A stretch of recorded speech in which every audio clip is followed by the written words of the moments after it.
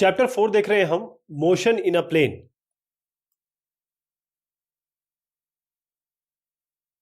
एक बॉल को ड्रॉप किया गया एक हाइट 90 मीटर फ्लोर पे, और ये इस दूरी से इसको ड्रॉप किया गया।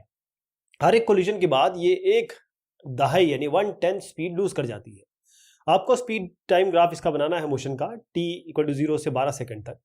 अगर मैं आप इसका ग्राफ दिखाऊं तो कुछ इस तरीके से है।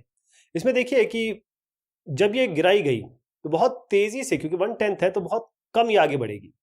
तो इस तरीके से कुछ आएगा। स्पीड हमने अपना बेसिकली ये वीटी ग्राफ है, तो स्पीड हमने वाई एक्सिस में रखी है, टाइम आपका एक्स एक्सिस में है, और क्या क्या वैल्यू आ रही है उस हिसाब से देखेंगे, क्योंकि हमको 0 से लेकर 12 तक बताया गया है तो यहीं तक रखेंगे।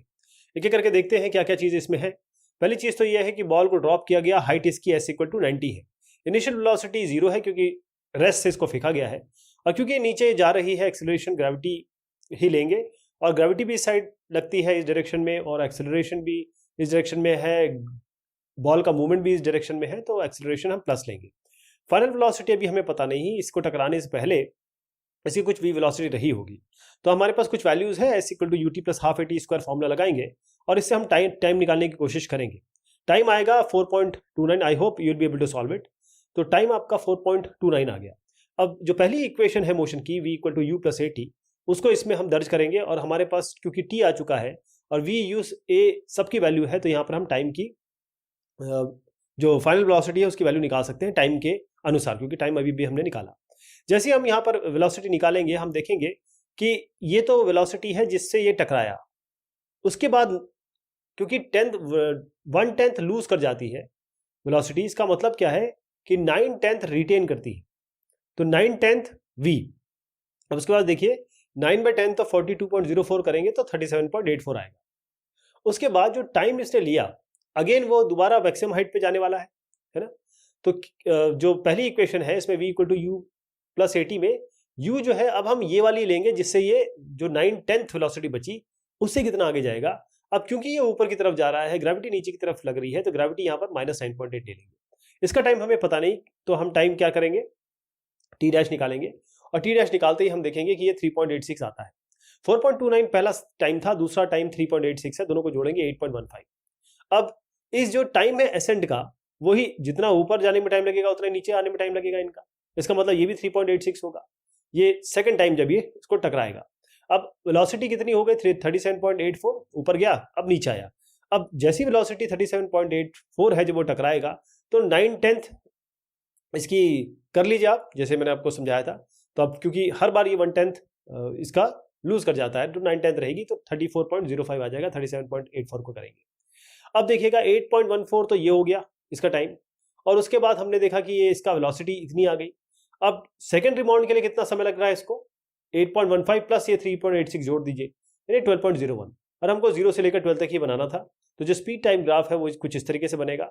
जो जो मैंने आपको स्पीड बताई है टाइम के हिसाब से, पहला टाइम आप लेंगे, देखिए यहाँ जो हमने टाइम दिया हुआ है 3.86 किस तरीके से आ रहा है, और कैसे हम इसको टोटल बना के आपका 8.15 पे ले गए, और उसके बाद हमारा 12.01।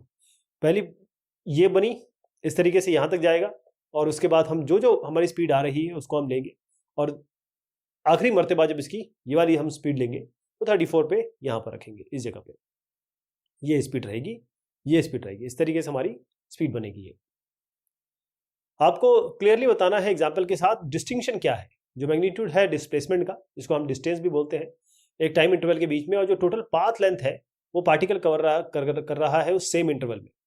तो मैं क्या करके बताता हूं, जो मैग्नीट्यूड है डिस्प्लेसमेंट का किसी टाइम इंटरवल पे, ये शॉर्टेस्ट डिस्टेंस है जो स्ट्रेट लाइन है, यानी कि आप इधर से यहाँ गए, इधर से यहाँ गए, इधर से यहाँ आए, तो यहाँ ये पूरा का पूरा डिस्टेंस जो है, या फिर पाथ, इसको जोड़ देंगे तीनों को तो इसे पाथ लेंथ कहते हैं। लेकिन जो इनिशियल और फाइनल पोजीशन में जो दूरी है स्ट्रेट, यानी कि एकदम परपेंडिकुलर डिस्टेंस, शॉर्टेस्ट डिस्टेंस है, स्ट्रेट लाइन है, इसको हम डिस्प्लेसमेंट कहते हैं। जैसे मैंने बताया आपको कि टोटल पाथ लेंथ इस पार्टिकल का वो एक्चुअल लेंथ है जो ये ट्रैवल कर रहा है किसी इंटरवल ऑफ टाइम में। जैसे मान लीजिए एक पार्टिकल किसी ए से बी में जाता है, फिर मतलब it comes back to a point which is C. तो ए से बी जाता है, बी से कहीं सी जाता है। तो अब मैं इसको डायग्राम में दिखाता हूं, जो मैग्नीट्यूड है डिस्प्लेसमेंट का क्या होगा। ए से वो बी गया, अब बी से सी आया, ए से बी गया, बी से सी आया, इस तरीके से समझिए आप। या फिर आप टोटल पाथ लेंथ लेना चाहें तो मान लीजिए ए सी और BC। तो ये जरूर आपको जानना होगा कि टोटल पाथ लेंथ जहां जहां ये जा रहा है, जैसे मैंने कहा you you you you you, जैसे जैसे जा रहा है तो ये पूरा जुड़ जाएगा, लेकिन डिस्प्लेसमेंट केवल ये डिस्टेंस और ये डिस्टेंस होगा। अगला जो है उसमें है मैग्नीट्यूड, जो एवरेज वेलोसिटी की है किसी टाइम इंटरवल पे, और जो एवरेज स्पीड है उस टाइम इंटरवल पे। एवरेज स्पीड पार्टिकल की किसी इंटरवल पे वो हम टोटल पाथ लेंथ को डिवाइड करते हैं टाइम से। आपको बताना है जो A और B है, ये सेकंड क्वांटिटी, मतलब जो इन दोनों इसी चीज में हम जब बात करते हैं तो जो दूसरी क्वांटिटी है वो पहले से या तो बड़ी हो सकती है या बराबर हो सकती है, छोटी नहीं होगी। तो जो एवरेज वेलोसिटी हमने जो थ्योरी में देखा था, magnitude of displacement by time interval, ध्यान रखिएगा जब वेलोसिटी की बात करते हैं तो डिस्प्लेसमेंट लेते हैं। तो किसी भी पार्टिकल के लिए मान लीजिए एवरेज वेलोसिटी निकालना है, तो यहाँ पर अगर AC हमारा ये डिस्टेंस है तो AC/T एवरेज स्पीड क्या होगी इसकी, total path length. Total path length क्या है, पूरा AB प्लस BC, यहां से यहां गए और फिर वापस आए, तो टोटल पाथ लेंथ क्या हो जाएगा, AB प्लस BC/T। अब देखिए AC और AB प्लस BC में देखिए, AB प्लस BC इससे बड़ा हो सकता है या इसके बराबर हो सकता है, लेकिन कभी भी ये इससे छोटा नहीं होगा। तो एवरेज स्पीड हमेशा एवरेज वेलोसिटी से या तो बड़ी होगी या बराबर होगी, छोटी नहीं होगी। एक बंदा है जो वॉक कर रहा है स्ट्रेट रोड पे अपने घर से मार्केट की तरफ, 2.5 किलोमीटर, इनकी स्पीड है 5 किलोमीटर पर आवर। आपको ये बताना है कि अगर मार्केट क्लोज है तो वो क्या करते हैं, वो इंस्टेंटली बैक की तरफ जाते हैं, यानी कि अपने घर की तरफ जाते हैं। लेकिन अब क्या है कि अपनी स्पीड ये बढ़ा लेते हैं, क्योंकि अब तो इतनी मेहनत की और मार्केट क्लोज मिला। आपको इनका मैग्नीट्यूड ऑफ एवरेज वेलोसिटी बताना है, एवरेज स्पीड बतानी है, इंटरवल जो टाइम है 0 से 30 सेकेंड, 0 से 50 मिनट्स और 0 से 30 मिनट, 0 से 50 मिनट और 0 से 40 मिनट। अब इस प्रॉपर एक्सरसाइज को आप क्यों अप्रिशिएट करने वाले हैं, क्योंकि एवरेज स्पीड ये हो, हम एवरेज स्पीड को कहते हैं कि भाई जितना इन्होंने पूरा रास्ता तय किया उसको टाइम से डिवाइड कर दीजिए, ओके। लेकिन जब हम एवरेज वेलोसिटी निकालते हैं तब ऐसी चीज नहीं निकाल सकते। अब देखिएगा कि किस तरीके से अब इन्होंने इतना मेहनत की और क्या निकल के आता है। पहली चीज ये है कि जो टाइम इन्होंने लिया, पहले समझिए यहां से यहां तक मार्केट तक गए और फिर ये वापस चले आए। तो जब मार्केट पे गए, मार्केट जो है वो 2.5 आपका किलोमीटर है, अब 5 किलोमीटर प्रति घंटा से ये चले, यहां से यहां तक पूरा का पूरा 2.5 किलोमीटर है। तो 2.5/5 यानी speed equal to distance by time, time equal to distance by speed. तो आधा घंटा लगा इनको 30 मिनट। अब इन्होंने क्या किया, जब ये इन्होंने देखा रहे मार्केट तो क्लोज है, वापस चले आए, इन्होंने स्पीड बढ़ा दी अपनी 7.5, डिस्टेंस वही रहा 2.5। तो 2.5/7.5 उसका 1/3 आवर, यानी कि 60 मिनट का 1/3, 20 मिनट आ गया। अब टोटल जर्नी में इनको यहां से यहां तक जाने में लगा 30 मिनट, यहां से वापस आने में लगा इनका 50 मिनट। वेलोसिटी क्या होगी, डिस्प्लेसमेंट बाय टाइम। डिस्प्लेसमेंट कितना हुआ इनका, बहुत ध्यान से देखिएगा, डिस्प्लेसमेंट इनका बताया जा रहा है 2.5, राइट, और टाइम इनको लगा आधा घंटा। मैं यहां की बात कर रहा हूं, देखिए एवरेज वेलोसिटी क्या हुआ, यहां से यहां तक ये गए, यहां से यहां तक 2.5 किलोमीटर आधे घंटे में, तो 5 किलोमीटर पर आवर। इसी तरीके से एवरेज स्पीड निकालें तो डिस्टेंस क्या है, ये भी 2.5 है, लगा ही आधा ही, ठीक है, तो 5 किलोमीटर पर आवर ही आया। लेकिन जो टाइम होता है 50 मिनट, जो हम इसकी बात कर रहे हैं, इसको जरा आवर में चेंज करते हैं, इसको बस 60 से डिवाइड कर दीजिए, आवर में आ जाएगा। नेट डिस्प्लेसमेंट कितना है, यहां से यहां तक गए और वापस आ गए। नेट डिस्प्लेसमेंट मतलब जहां से शुरू होते वहां खत्म हो गए, इसका मतलब नेट डिस्प्लेसमेंट इनका 0। लेकिन डिस्टेंस कितना हुआ 2.5 और वापस 2.5, यानी कि टोटल डिस्टेंस कितना हो गया 5 किलोमीटर। एवरेज वेलोसिटी निकालना है आपको, तो क्या करेंगे डिस्प्लेसमेंट बाय टाइम। ये आधे जर्नी की थी, लेकिन पूरे जर्नी के निकालते समय आप देखेंगे कि ये डिस्प्लेसमेंट तो 0 हो गया, क्योंकि ये वापस वहीं पहुंच गए। टाइम से डिवाइड करिए आप, और उसके बाद आप देखेंगे कुछ भी करते रहिए, आप 0 ही आएगा, क्योंकि डिस्प्लेसमेंट 0 है। लेकिन जैसे एवरेज वेलोसिटी निकालेंगे, डिस्टेंस यहाँ पे 2.5 गए, फिर वापस आए, 2.5 + 2.5 आपको हो गया 5, और टाइम आपका आपने देखा 50 मिनट में, ये पूरा का पूरा 50 मिनट था। 50 मिनट को हमने कन्वर्ट किया 5/6 आवर, तो 5/5/6 हो गया आपका 6 किलोमीटर पर आवर। तो स्पीड कितनी है इनकी, 7.5 किलोमीटर। अब डिस्टेंस जो इन्होंने ट्रेवल किया पहले 30 मिनट में वो है 2.5, और डिस्टेंस ट्रेवल किया नेक्स्ट 10 मिनट में क्या किया। अब देखिए ये जो है इनकी स्पीड बताएगी 7.5 है, ठीक। अब क्योंकि इन्होंने क्या किया, जाते समय तो इन्होंने 5 किलोमीटर प्रति घंटे रखा, वापसी में इन्होंने कर दिया अपना बढ़ा दिया स्पीड, तो आप क्या करेंगे, जो नेक्स्ट 10 मिनट में क्या करेंगे, 10 को पहले तो 60 से डिवाइड कर दीजिए ताकि ये आवर में आ जाए, और 7.5 इनकी स्पीड है तो सीधा आप इसको इन दोनों को मल्टीप्लाई कर दीजिए, आपका डिस्टेंस आएगा 1.25 किलोमीटर। इस समय डिस्प्लेसमेंट कितना होगा, 2.5 टोटल है, 1.25 या अपना 10 मिनट में चले, डिस्प्लेसमेंट कितना होगा 1.25, तो टोटल डिस्टेंस कितना ट्रैवल किया 2.5, और 10 मिनट में और इसका जोड़ दीजिए 1.25, यानी कि 3.75 आ गया।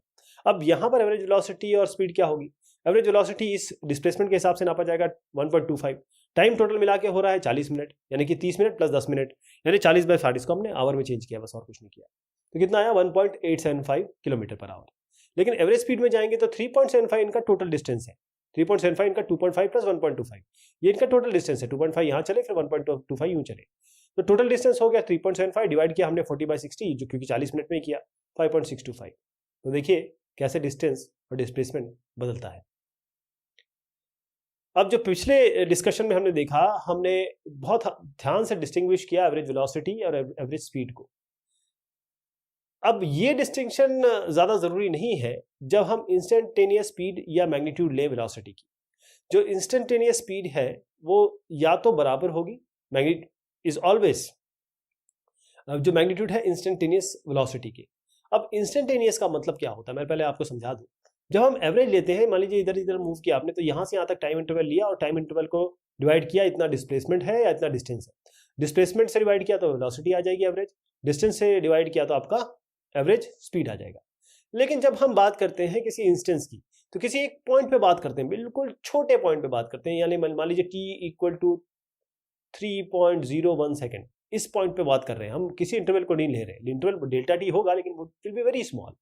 तो जब हम इसी पॉइंट पे बात कर रहे हैं तो बनी बात है कि इसकी वेलोसिटी और इसकी स्पीड एक होगी। तो इंस्टेंटेनियस वेलोसिटी, इसको हम अगर दर्शाना चाहें मैथमेटिकली तो उसका ये होती है first derivative, distance with respect to time, यानी v आपका जो इंस्टेंटेनियस in दिया हुआ है इंस्टेंटेनियस के लिए, तो dx/dt होता है। इसमें जो dt है ये इतना छोटा है कि वो डायरेक्शन चेंज नहीं कर पा रहा उस समय, बहुत छोटा है, डायरेक्शन की बात ही नहीं उठ पा रही है। तो यहाँ पर जो टोटल पाथ लेंथ है और जो मैग्नीट्यूड है डिस्प्लेसमेंट का, वो दोनों बराबर हो जाएंगे इस टाइम इंटरवल में, जो कि टाइम इंटरवल बहुत छोटा है। तो इंस्टेंटेनियस स्पीड हमेशा इंस्टेंटेनियस वेलोसिटी के बराबर होती है। अब आप ग्राफ देखिए, कुछ ग्राफ्स आपके सामने हैं और आपको बताना है रीजन के साथ कौन सा इसमें can not possibly represent one dimension motion of a particle. इनमें से कौन सा है जो वन डायमेंशन मोशन नहीं बता रहा है। ओके, अब बहुत ध्यान से देखिए, ये कुछ 8 बन रहा है, ये कुछ सर्कुलर मोशन है, यहाँ पर कुछ इस तरीके से एक साइनसोइडल टाइप मोशन है, यहाँ पर आपका कुछ जिगजैग मोशन है। तो अगर पहले वाला देखें, अगर मैं आपको ए में दोबारा ले जाऊं, तो ये वन डायमेंशनल मोशन नहीं है। क्यों? क्योंकि एक पार्टिकल की दो पोजीशन एक टाइम पे नहीं हो सकती। अगर एक स्ट्रेट लाइन मोशन में है, देखिए एक ही पॉइंट पे अगर मैं इसकी बात करूं तो यहाँ पर भी है और यहाँ पर भी है, तो ये क्योंकि एक्सटी ग्राफ है, तो अगर मैं इसकी बात करूं तो एक ही जगह पे एक ही टाइम पे दो जगह नहीं हो सकता, two position at the same time, एक टाइम पे दो पोजीशन पे नहीं हो सकता है। अब ये टाइम देखिएगा, इसकी बारे में बात करूं मैं इस टाइम की, तो अगर ये टाइम ले जाऊं तो यहाँ पर भी है, यहाँ पर भी, मैं इसी की बात कर रहा हूँ, दो जगह एक साथ नहीं हो सकता। अब सर्कुलर मोशन की बात करते हैं, जो आपने बी देखा ये भी वन डायमेंशनल बता नहीं रहा आपको। क्यों? क्योंकि अगेन यही चीज सिनेरियो है कि एक इंस्टेंट ऑफ टाइम में दो पोजीशन या दो वैल्यू वेलोसिटी कैसे हो सकती है, क्योंकि ये आपका वीटी ग्राफ है। तो आप देखिए, अगर मैं इसकी बात करूं तो ये, इसको अगर मैं आगे बढ़ा दूं तो इसी टाइम पे यहां पर भी है, यहां पर भी है, इसका मतलब सीधी बात है कि ये वन डायमेंशन नहीं है। यहां पर देखिए इस वीटी ग्राफ में, ये क्योंकि स्पीड स्पीड और टी है, ये वीटी ग्राफ में है, ये भी आपको वन डायमेंशनल मोशन नहीं बता रहा है। क्यों? क्योंकि जो स्पीड है एक स्केलर क्वांटिटी है, ये नेगेटिव कैसे हो सकती है, ये तो स्पीड टाइम है ना, इसमें नेगेटिव कैसे आ सकता है। अब इसमें तो बात करेंगे इस, ये अगेन टोटल पाथ लेंथ और आपका ये टाइम की ग्राफ है। तो यहां पर आप देखिए कि ये भी वन डायमेंशनल मोशन नहीं दिखा रहा है, क्योंकि जो टोटल पाथ लेंथ है ये कम हो सकती है क्या टाइम के साथ? क्या ये टोटल पाथ लेंथ आपका टाइम के साथ कम हो सकती है या बढ़ेगी? टोटल पाथ लेंथ हमेशा टाइम के साथ बढ़ेगी, ये कम नहीं होगी। ये इसको ऐसा होना चाहिए था कि ये बढ़ती ही चली जाए। अगर यहां पर ये डिप कर रही है, इसका मतलब कुछ गड़बड़ है। इस फिगर को देखिए, ये आपका एक्सटी प्लॉट है एक डायमेंशन मोशन का पार्टिकल का। क्या ये सही होगा इस ग्राफ को देख के कि जो पार्टिकल है ये मूव कर रहा है स्ट्रेट लाइन में जब टाइम लेस देन जीरो है, जीरो से कम है। एक पैराबोलिक पाथ में जा रहा है जब टाइम ग्रेटर देन जीरो है। यदि ऐसा नहीं है तो जरा इसका बहुत सटीक आपको फिजिकल कॉन्टेक्स्ट बताना पड़ेगा इस ग्राफ से। पहली चीज तो है इसका आंसर है नो। ये एक्सटी ग्राफ है।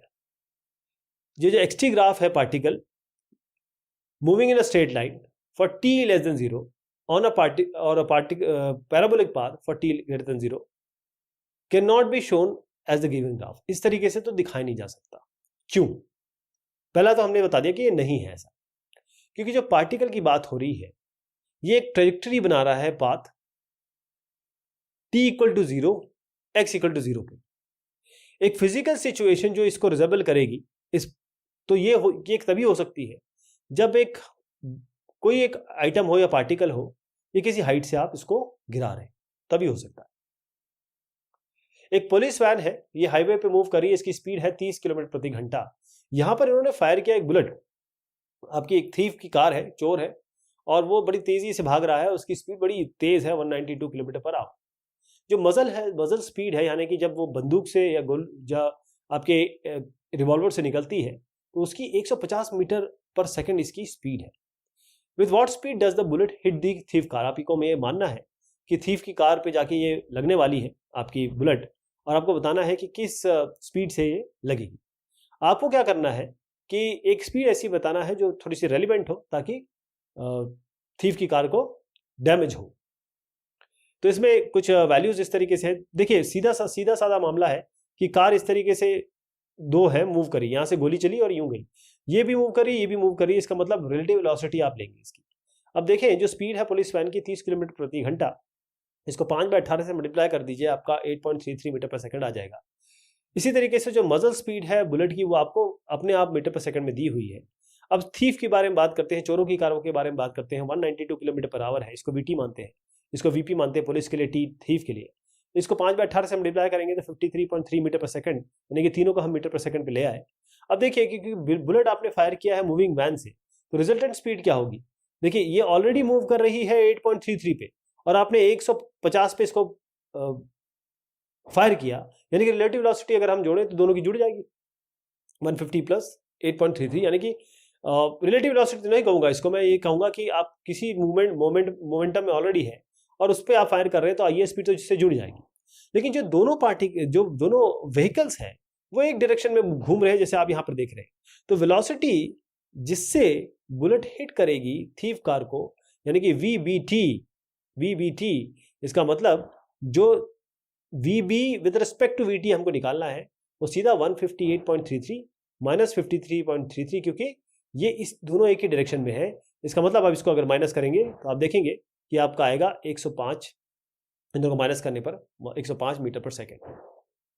आपको सुटेबल फिजिकल सिचुएशन बतानी है इन ग्राफ के हिसाब से। 3.22 ये है, ABC आपको दिया हुआ है। बहुत ध्यान से देखिए कि पहला वाला जो है ये आपका XT ग्राफ है। ये आपको क्या बता रहा है कि पहले तो एक रेस्ट है, और initially the body was at rest. क्यों? क्योंकि x आपका 0 है, t0 पे x 0 है।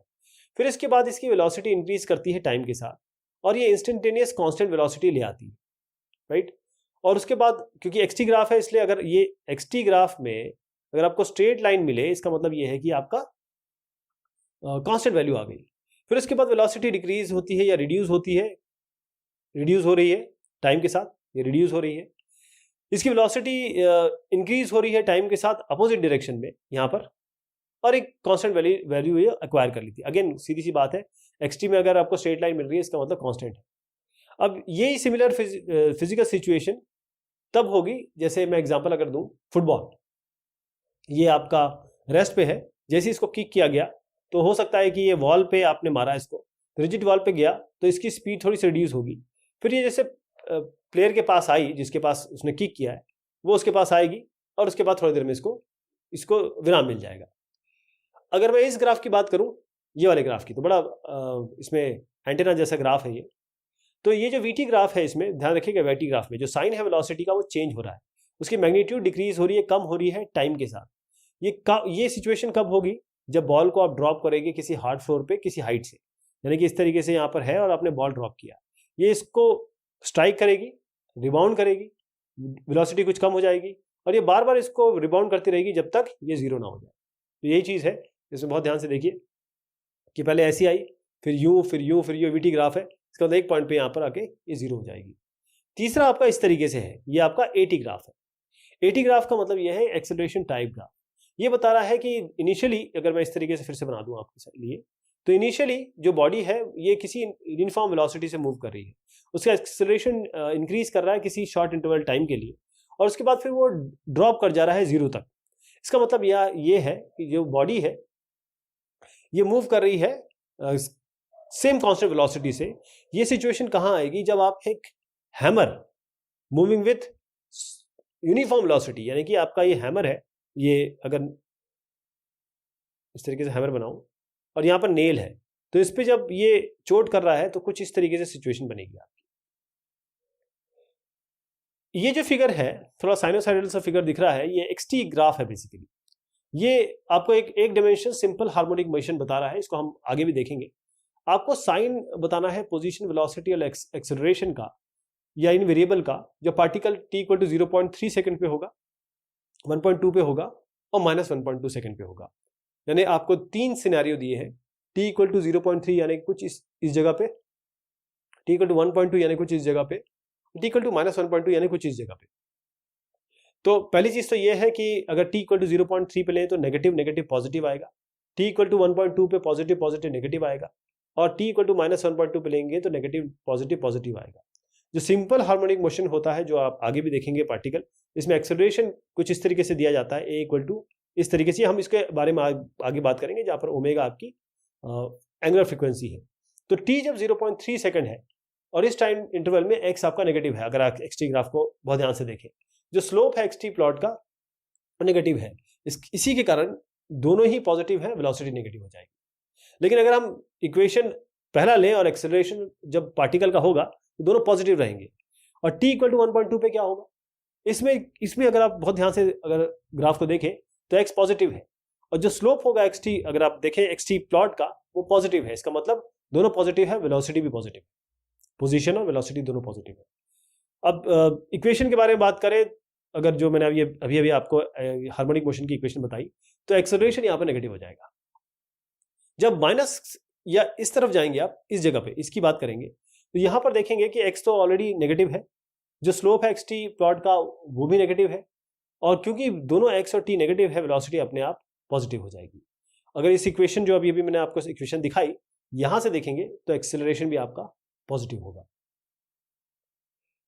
इस फिगर के हिसाब से एक xt हमारे पास प्लॉट है और पार्टिकल वन डायमेंशन में है, तीन डिफरेंट इक्वल टाइम इंटरवल आपको बताए गए हैं, एक ये है, एक ये है, एक ये है।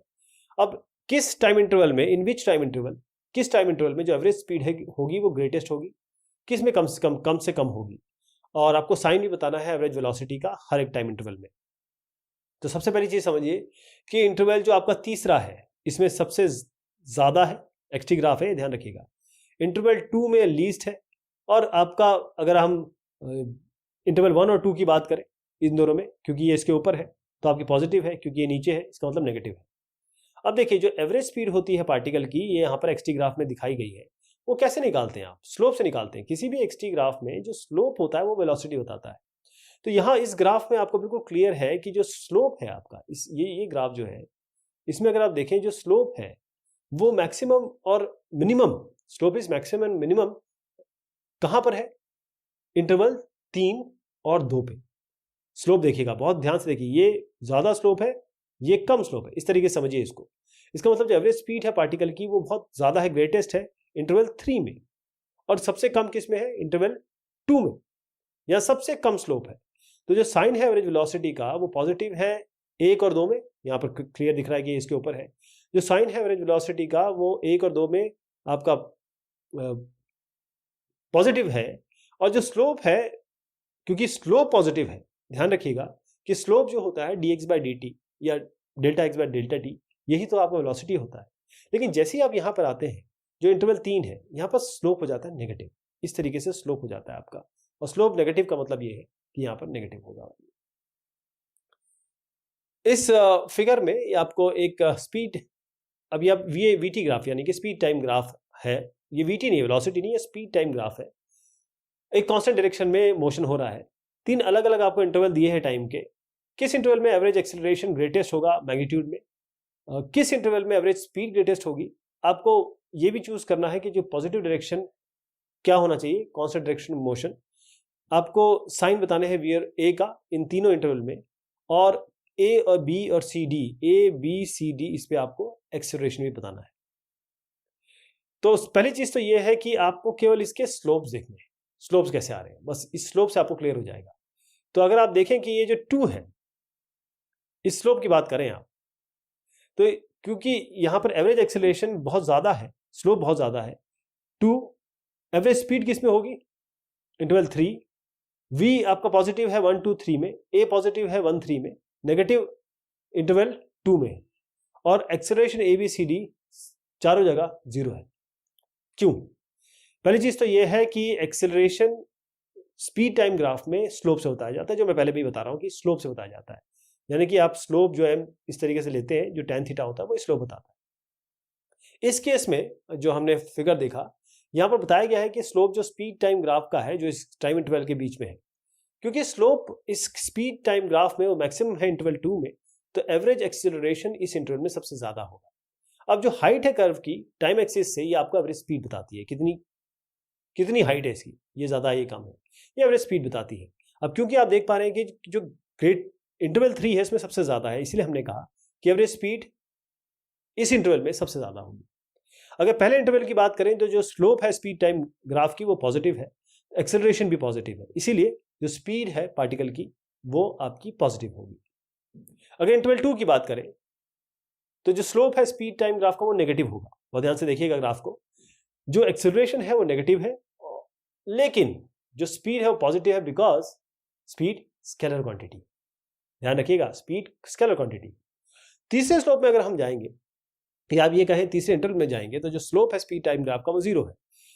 इसका मतलब एक्सेलरेशन 0 है इस टाइम इंटरवल में, स्लोप 0 है, इसका मतलब एक्सेलरेशन 0 है।